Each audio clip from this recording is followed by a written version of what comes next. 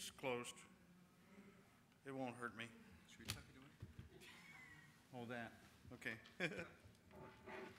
As a lawyer, I want to remind you of a problem that was mentioned by Mr. Murray. Most of this stuff is done on the agency level. Most legislators have either no nerve for the kind of thing that needs to be done with regards to addressing major problems like this, or they have no knowledge. So typically what they do is they delegate. In the United States, we have a very serious problem with the fact that the EPA, which is governed to a great extent by junk scientists, is in fact in charge. And the legislature, in this case the Congress, doesn't really have any power over the kind of decisions that are made. So you end up with schedules like Mr. Murray talked about, which are in fact in the hands of bureaucrats and the scientists who happen to have been hand-chosen to be part of either a UN or a US agency team to deal with certain issues. Yesterday, you remember Mr. Solomon said he's not an ideologue. And at the same time, he told us that there's absolutely no place for nuclear power in the energy grid. Too dangerous. I'd have a hard time trying to distinguish ideology from that kind of a statement, which is so non-scientific. The new science advisor for President Obama is a guy named Holdren. He was president of the National Association for the Advancement of Science. He's a prominent scientist, but he's also an old buddy of Paul Ehrlich. Did you know that he was involved with Ehrlich in the decision as to which 5 materials would be chosen in the bet with Julian Simon? Holdren has been as wrong as many times as Ehrlich has. And he is now the science advisor for the President of the United States. Deep ecology hates people. And yet, one of the major arguments that they make about the reason why they're so concerned about the environment is that they want to save the children. Consider that contradiction. Environmental justice and social justice. Buzzwords for communism. Communism is always based on the idea of providing an egalitarian social justice society. Our next speaker is Yaron Brook. I sure hope I did that right. I'd like to sound like an internationalist from Texas. Yaron Brook is a PhD in economics, extraordinarily bright guy, as you will find out very soon. Also very prominent as the current executive director of the Enron Foundation Institute. I happen to have a great affection for Enron, who wrote a book that I think a lot of people are thinking about now. In fact, I've heard more than once in the last few weeks about John Galt.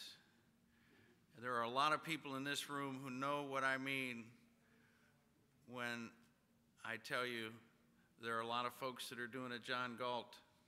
So, Yaron, would you please tell us about John Galt and whatever else you want to?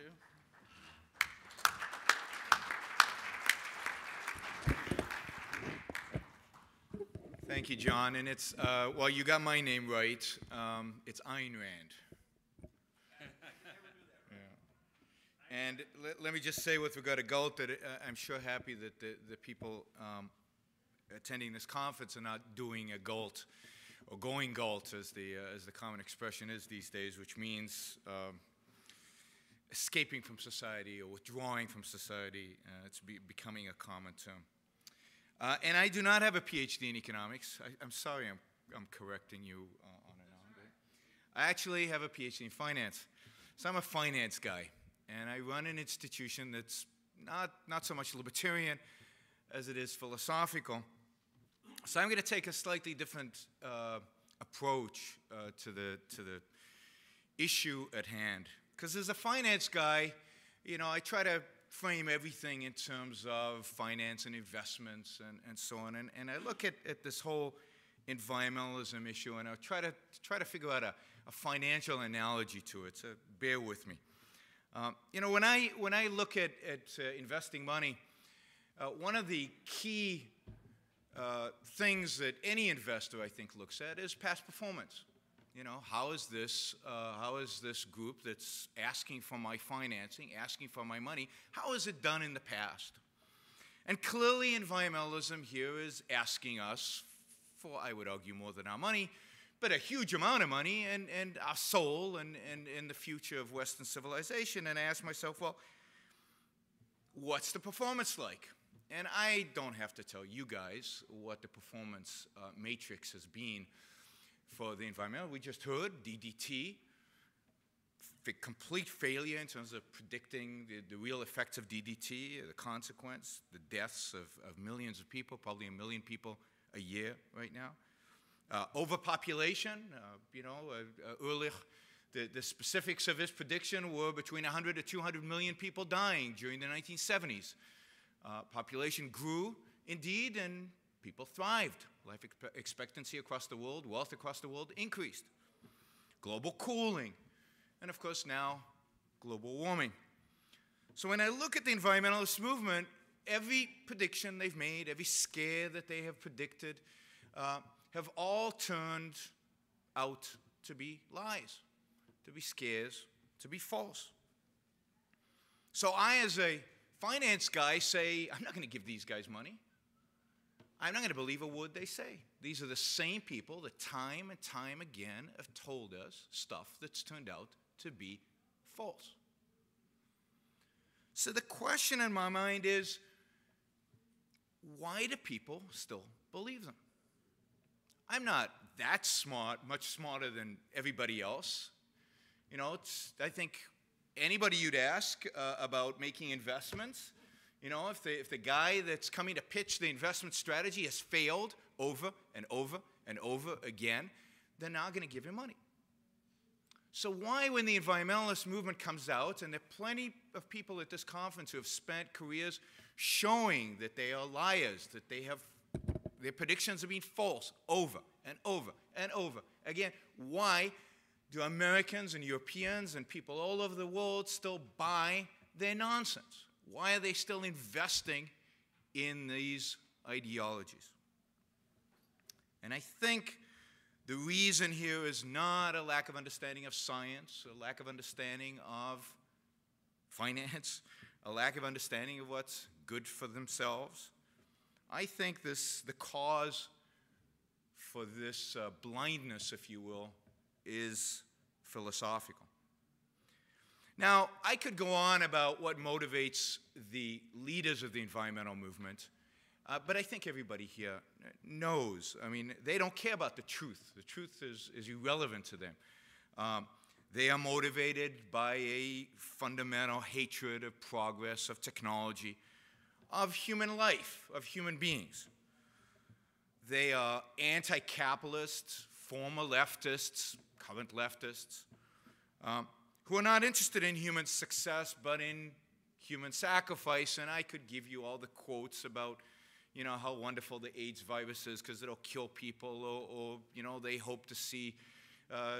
They actually were hoping that some of the scares about Asian flu would come true because millions would die. I mean, these people are not shy about actually expressing their views and their hatred for humanity, particularly when they do it among themselves and it's not made too public. So you know, they've always been people like this. They've always been Luddites. They've always been haters. They've always been nihilists who just enjoy the destruction for the sake of destruction. I think the more interesting question is, why do people who are not inherently hateful, why are people who are not inherently anti-progress and anti-technology, why do they buy into this? Why does almost a majority of Americans, maybe a majority of Americans, depending on the statistics and depending on what environmental scare we're talking about, why do they buy into these environmental scares? Why are they investing? Why do they get caught up in this, in the scares that, as have been described here? And I think this has to do more with philosophy and ultimately more with morality and the ethical views that we hold as a culture than anything else. I want to note here something that I think is, again, self-evident before we get into the ethics, and that is that changing our environment, I would even say exploiting our environment, is the way human beings survive. Human beings cannot survive without changing the environment. Every value, everything that we attain as human beings involves changing, exploiting the environment in which we live. That is the means by which we as human beings thrive. That's the means by which we as human beings prosper, attain success. Whether building a home, creating an iPod, an iPhone, the computers that we use, everything is exploitative of nature. Everything is taking material from nature and reshaping them according to our wishes, according to our values, according to what we want.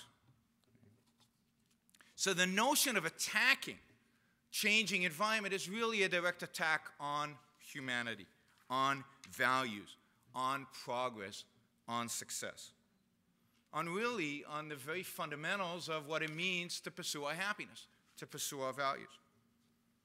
Why do people buy into this?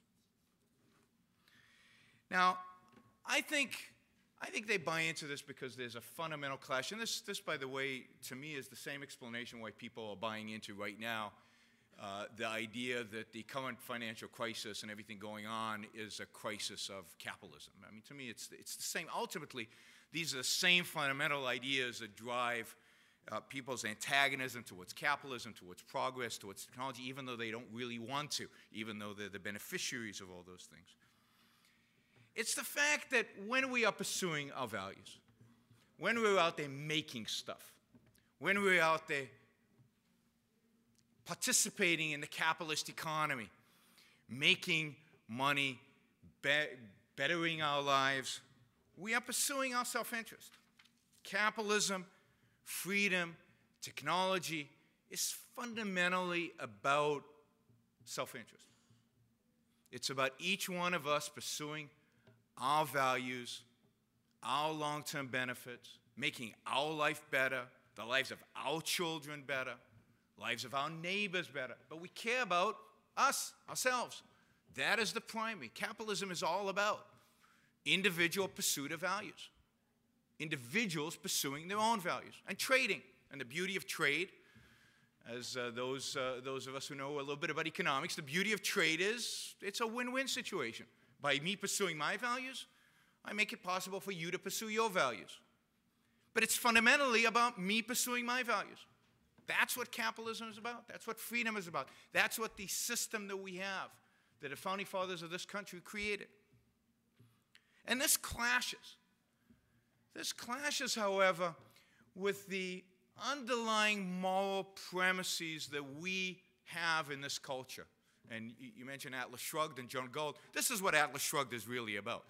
This clash between, on the one hand, that each one of us is pursuing our values, our self-interest in a market economy, trying to make our life the best life that it can be, and the underlying morality that our culture holds, which is a morality of sacrifice. The noble is the self-sacrificial. The noble is the selfless. The noble is what's good for other people, not what's good for yourself. Now, what happens when somebody who believes that sharing is the ideal, that other people's well-being is the moral standard, that selflessness is really good, but in their day-to-day life, they actually act for their own self-interest? We go to work to make money for ourselves, to take care of our families and our kids. Well, what happens is we feel guilt because we're not living up to those noble moral standards. Mother Teresa is the ideal, yet none of us, luckily, are Mother Teresa. And I think most Americans, certainly most Europeans, feel guilty for that fact. And it is that guilt that environmentalism exploits. It is that It's the guilt that socialists exploit and environmentalists exploit, the anti-capitalists generally exploit. It is that gap between our moral ideal and our daily behavior that is exploited. We feel this guilt. Things are going well. I'm wealthier, more prosperous in America today than anybody has ever been in human history in spite of the financial crisis. We're still wealthier, happier, more successful. But we've done this by pursuing our own self-interest. We've done this through means that in our culture are perceived as immoral or amoral at best. So when somebody comes and tells us, that's right, you have been sinners, then we say we're very open to that. We're quite willing to accept that notion. And in this case, who have we sinned against? Well, take your pick. The easiest and, the modern interpretation is it's not anymore that we sinned against the proletarian because the proletarian's doing pretty well under capitalism. So that's gone. Right? Today, if we're sinning against the planet, the trees, the rocks, the zebras, or giraffes, I can't remember. Zebras, it was a Z, right? And Americans and Europeans and people all around the world who have bought into this are buying into it because it is a reflection of their basic sense of guilt about their own happiness and about their own success. And we've given you a way to redeem yourself. Just like the Catholics, you go in and you confess. You can confess your sins. You can give up your SUV and buy a Prius. That will redeem you. You can buy, carbon credits, even though they're complete BS, and everybody who's looked into this knows that it's complete BS. People don't want to look because it's a way for them to redeem themselves, right? They can continue on with their selfish behavior because they bought a little time. They bought a little moral redemption by buying those carbon credits. Okay. So what we have here is a population that buys into the philosophical idea that they are sinners, that they need to sacrifice in order to redeem themselves. And that's why when somebody proposes that we stop driving SUVs or that, there's going to be this,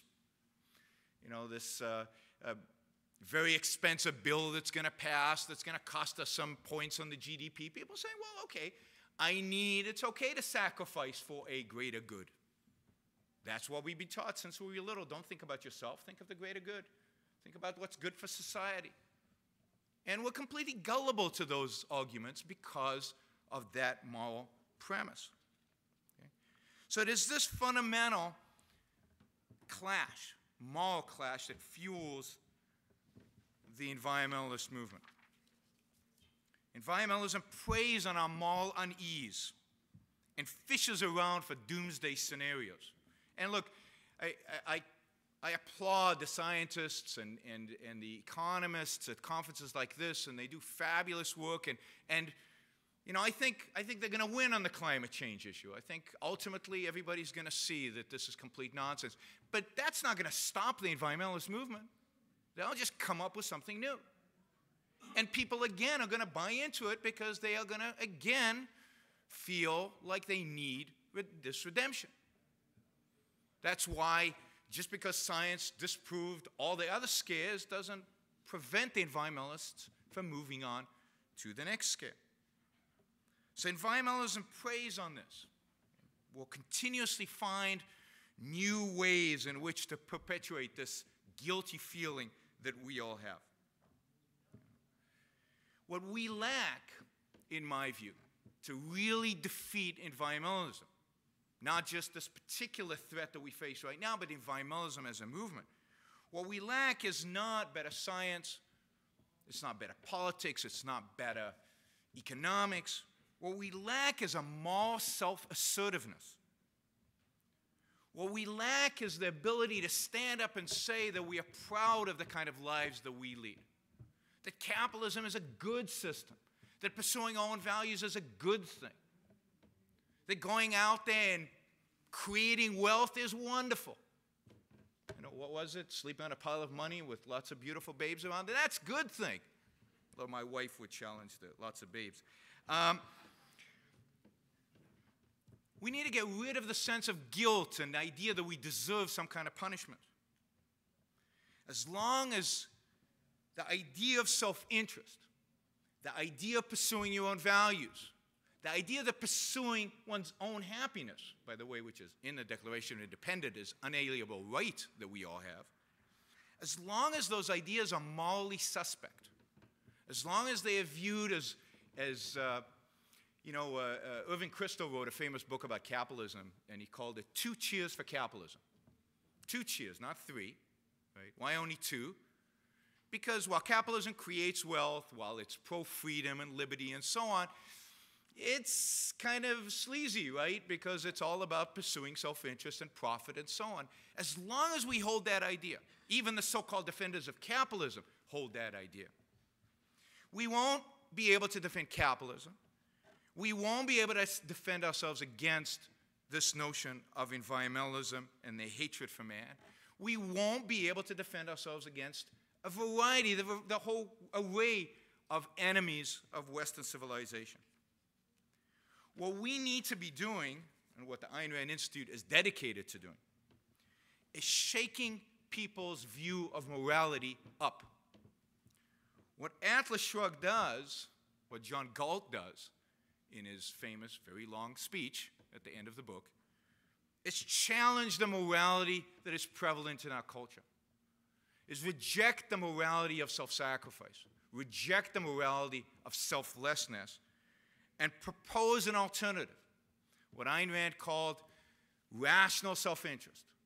The idea that what is moral to do is to act in your long-term, rational self-interest for the betterment of your life. Now, if that was what was defined as the good, if each one of us pursuing our own happiness was defined as the moral good, then capitalism becomes self-evident. Leave me alone to pursue my own good. That's what capitalism is about. Freedom, liberty, is about leaving you alone to pursue your own happiness. And of course, the guilt that environmentalism tries to impose on us would be non-existent.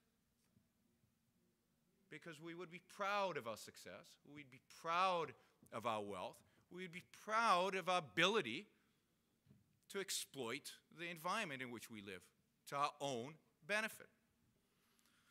So if we want environmentalism to disappear, if we want it to go away, if we want these scares to stop, this constant, ongoing assault on our values to stop, it's time that we stood up, not just from an economic, not just from a scientific perspective, it is time that we stood up for our values, for what's good for us. It's time that we adopted and advocated for a new moral code, and I think that Ayn Rand has shown us the way through Atlas Shrugged. It's time for a new century of rational self-interest rather than sacrifice and selflessness. Thank you.